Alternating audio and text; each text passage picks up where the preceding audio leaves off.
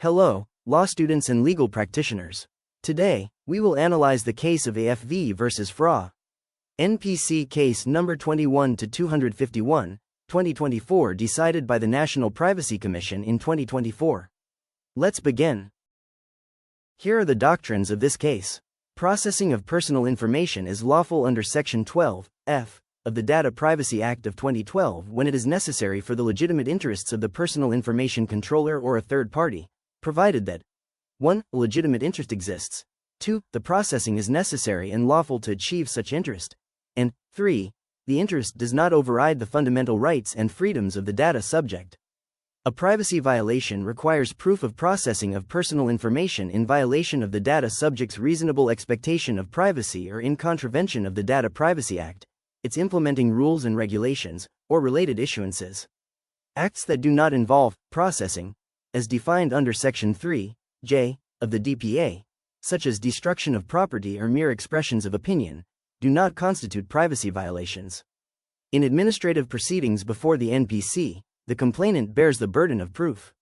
Allegations must be supported by substantial evidence, defined as relevant evidence that a reasonable mind might accept as adequate to justify a conclusion.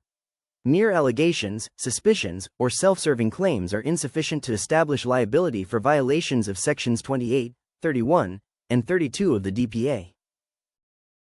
Here are the relevant facts of the case. Complainant AFV is a resident and unit owner of a condominium and a member of its homeowners association, WA. Respondent FRA is an officer of the WA, having served as treasurer and later president. In February 2019, AFV discovered that her personal mailbox had been forcibly opened and destroyed. She requested an incident report from the condominium administration, which allegedly refused to provide her a copy due to her delinquent WA account. AFV further complained that her mailbox was repeatedly opened and that her personal mail, including bank statements and packages, had been tampered with. In August 2019, an HOA officer emailed AFV regarding her unpaid dues and the need to settle her obligations. FRA was copied in the email as treasurer. In 2021, the WA circulated an email to delinquent unit owners informing them of an amnesty program. AFV objected to the manner of disclosure and questioned why multiple delinquent unit owners were included in the same email. AFV also alleged that delinquent unit owners were mocked in a Viber group chat that included FRA, and that FRA suggested publishing the names of delinquent unit owners. She further claimed that FRA disclosed her delinquent status to condominium personnel, resulting in alleged inconvenience in the delivery of utilities and personal items. On the 22nd of September 2021, AFV filed a complaints-assisted form before the National Privacy Commission, accusing FRA of violating Sections 28, unauthorized processing, 31, malicious disclosure, and 32, unauthorized disclosure, of the Data Privacy Act of 2012. FRA denied the allegations, asserting that any processing of AFV's personal information was done in the lawful exercise of his duties as an HOA officer, particularly in relation to the collection of condominium dues.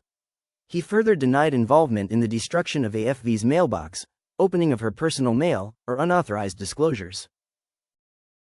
Issues and ruling of the National Privacy Commission. Issue 1. Whether FRA had lawful basis to process AFV's personal information under Section 12(f) of the Data Privacy Act. Yes, the processing was based on legitimate interest. Section 12(f) of the Data Privacy Act allows processing when it is necessary for the legitimate interests of the personal information controller, provided such interest does not override the data subject's fundamental rights. NPC jurisprudence requires satisfaction of three requisites: existence of legitimate interest, necessity and lawfulness of the means, and proportionality vis-a-vis the rights of the data subject. FRA had legitimate interest as an HOA officer responsible for monitoring and collecting condominium dues pursuant to the WA bylaws. His receipt of emails regarding AFV's delinquent account, and the sending of notices to delinquent unit owners regarding an amnesty program, were necessary and reasonable means to pursue the HOA's financial interests. The Commission found no overreach or unnecessary disclosure that would override AFV's rights. Issue 2. Whether FRA committed unauthorized or malicious disclosure under Sections 31 and 32 of the Data Privacy Act. No, there was no substantial evidence of unauthorized or malicious disclosure. Liability under Sections 31 and 32 requires proof that the respondent knowingly and without authority disclosed personal information or did so with malice. The complainant bears the burden of proving such acts by substantial evidence.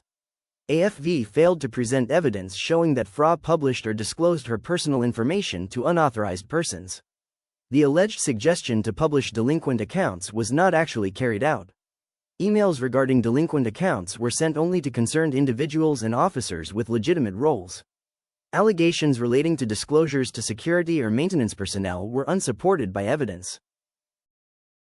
Issue 3. Whether FRA violated Sections 28, 31, and 32 of the Data Privacy Act. No, the complaint was dismissed for lack of merit.